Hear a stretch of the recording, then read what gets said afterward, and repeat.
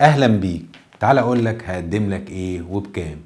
في مرحلة التصميم هقدم لك 5 حاجات هقول لك عليهم. رقم 1، بنرفع مقاسات الشقة عشان نعرف مقاسات الفعلية ونشتري الخامات بناء عن المساحة دي. رقم 2، بنرسم الشقة كلها بلان 2 دي عشان تشوف من فوق وتعمل افضل تعديل زي توسيع المطبخ او تدخيل البلكونة في الريسبشن قبل ما تأثر ولا تصرف اي حاجة. رقم 3، مهندسين الديكور عندنا بيوزعوا معاك العفش بأفضل طريقة عشان تستغل مساحة الشقة وتحط كل حاجة في أفضل مكان ليها وتعمل الفيش اللي جنب السرير. رقم 4، بتختار من الكتالوج بتاعنا أفضل التصاميم لكل جزء في الشقة وتنسق ألوان الشقة زي ما تحب، حتى باب الشقة عشان كل تفصيلة في الشقة بتبقى على ذوقك. رقم 5، بنقدم لك مقايسة بكل البنود وكل بند فيه تفاصيله وسعره عشان تبقى شايف شقتك هتصرف كام في كل بند انت هتعمله. وصلنا هنا لمرحلة التنفيذ. الشركة هتوفر لك وقتك ومجهودك وفلوسك في: 1، متابعة مواعيد العمل والصناعية، مين جه ومين مجاش ومين اتأخر النهاردة. 2، ترتيب نقل الخامات ورفعها للدور بتاعك. 3، بنخليك تتفادى مشكلة مشهورة جدا، ان الصنايعي بعد ما تتفق معاه ويبدأ يسيبك ويمشي.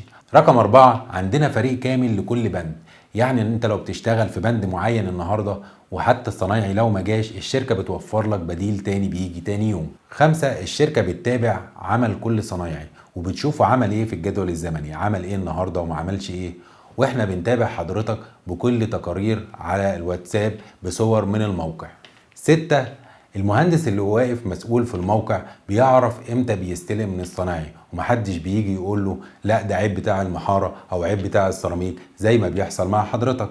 7، بنمشي على خطوات التشطيب الصح، ايه قبل وايه بعد، يعني ما ينفعش اركب السيراميك قبل ما امحر. 8، الصنايعي ما بيعرفش يكروت عشان في مهندس فاهم متابع التفاصيل وبيستلم منه كل تفصيلة تفصيلة.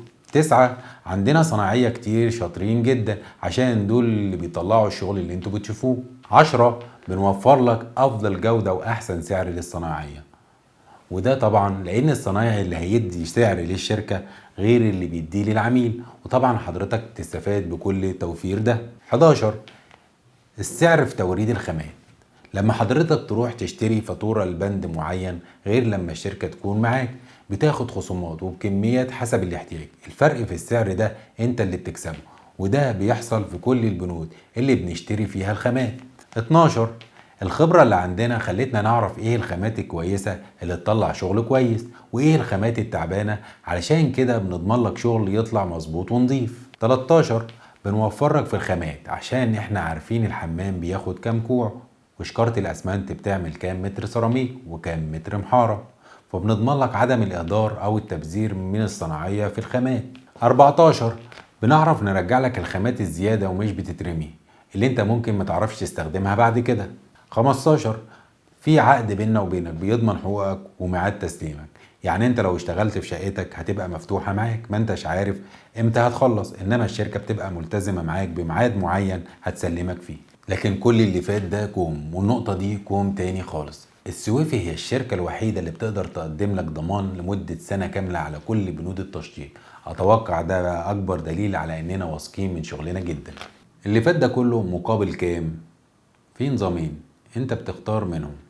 الاول هو نظام ال 15%، يعني بناخد 15% من اجمالي المصاريف اللي بتتصرف على شقتك.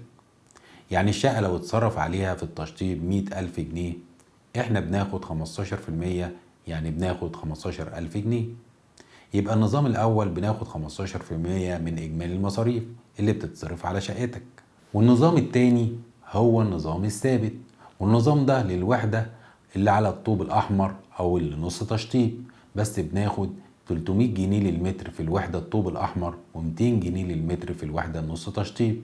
الشقة صرفت 10 جنيه او صرفت مليون جنيه دي حاجة ترجع لك. يعني لو الشقة على الطوب الأحمر مساحة 100 متر يبقى احنا بناخد 30,000 جنيه، ولو نص تشطيب احنا بناخد 20,000 جنيه. تقدر تختار النظام اللي يريحك. لو حابب تبدأ تشطيب وحدتك بفكرك أول حاجة أنت محتاجها هي المعاينة. سيب لنا بياناتك وخدمة العملاء هيتواصلوا معاك. بتمنى لك يوم سعيد.